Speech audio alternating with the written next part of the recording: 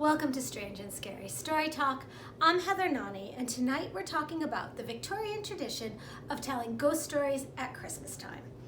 Now, for us here in the States, ghost stories weren't such a big thing at Christmas, given our Puritan tradition, given that we fully embraced Halloween as the time for ghosts and goblins. However, by 1915, all the periodicals, not all, but most of the periodicals at Christmas time were full of ghost stories. Over in England, it was another story entirely. Now, the ghost story tradition dates far before the Victorian period. In medieval England, they were embracing the oral tradition of telling ghost stories. Then we had a period where ghost stories were being published and there were taxes on the publications, and so it went back to the oral tradition. Then we get to the Victorian period and there's this periodical boom. And now that's when the ghost stories really take off. Dickens, the most famous author of, the author of The Christmas Carol, but he was also the editor of, I think it was Household Words and All the Year Round, where he was publishing many ghost stories during the Christmas period. Lots of writers. It was a great gig to publish ghost stories at Christmas time. It was fast and easy money. Arthur Conan Doyle published ghost stories. Elizabeth Gaskell, also known as Ms. Gaskell, published ghost stories, and a bunch of others. Now, what was it about the ghost story that Victorians so fully embraced? Well, if we're looking back at the Victorian period, that was a time when spiritualism really became popular, seances were really popular. People were very interested in the lines between, what blurred the lines between the living and the dead. You also at this period of time had a lot of innovation.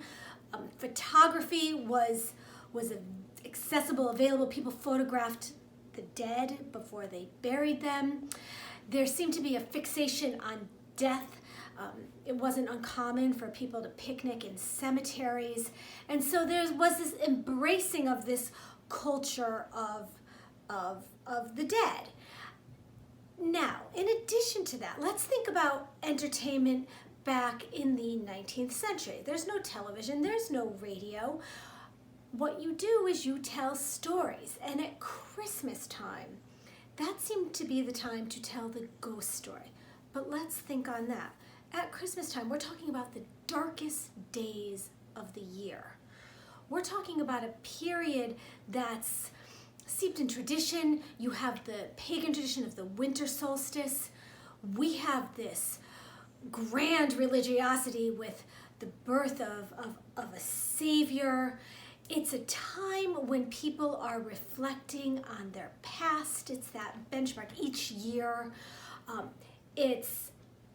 Not so much in the Victorian period was it emotionally charged, because Christmas had kind of died away as a time to celebrate until Dickens revamped it brought it back with the Christmas Carol. But it was a thing, it was a time of reflection, and it was a time when people gathered together. When you think about the power of the ghost story during the Victorian age, well, think about gathering in a room with firelight and candlelight. You can't turn on the lamps. It's dark and it's cold outside. And the stories themselves, just given the physical environment, had to be far more impactful than they are if we tell ghost stories today in the lamplight, when there's, the radiator running and the television playing. It was a different period. Also, think about the power of the imagination before people were just fed imagery, fed what they should be seeing through movies and television and videos. There was none of that. So people really had to rely on vivid imaginations to picture everything that they were being told. In addition, they weren't desensitized by the amount of images that we've grown up with. They did not grow up with seeing the creepy girl that walks out of the television from The Ring, or the crazy ass clown that comes out of the gutter. You know, this stuff was relatively, I don't want to say new, but when somebody would tell you a ghost story, it was up to your imagination to picture it in your own unique way. In a cold house, without the light in the hallway or the light upstairs. And so I think it was maybe a little bit of a rush and fun. At the same time, well, let's talk about the fact that it's been said that the gas lamps during the Victorian period emitted a bit of carbon monoxide. So people were really keen on ghosts because people were hallucinating a bit more than they do today. Now, I don't know how much truth there is to that, but that's a theory. So bringing it back to today, what I like so much about the notion of of telling ghost stories at Christmas time is that there's a lot of pressure at Christmas to be happy. And there's a lot of feigned merriment. And we're dragged to cookie swaps and family parties where people are talking all about their wonderful years and their wonderful lives and their wonderful recipes.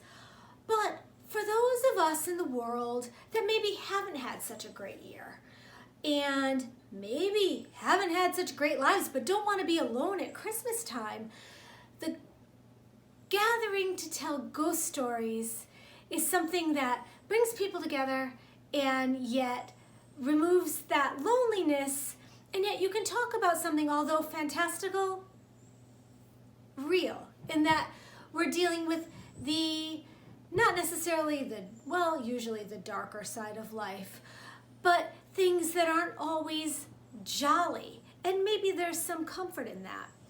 So anyway, from now until New Year's Day on Strange and Scary Story Talk, we'll be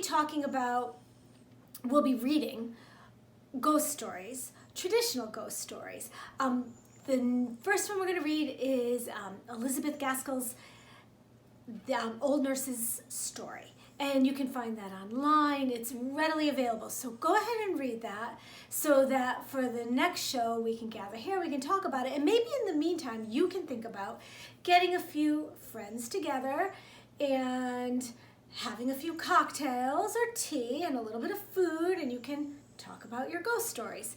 And also, if you are in the Connecticut area on Tuesday, today is, just in case this is playing you're watching this a couple of years from now, it is December 12th, 2019, and on the 17th, which is Tuesday, I'll be hosting an event at West Street Grill in Litchfield where we will be resurrecting the Victorian tradition of telling ghost stories. If you're interested, in the notes below, I have where you can connect with me and get more information. And in the meantime, go read Old Nurse's Story by Elizabeth Gaskell. And that's it. Happy reading and happy holidays. And I'm looking forward to catching you back here in a couple of days. Thank you.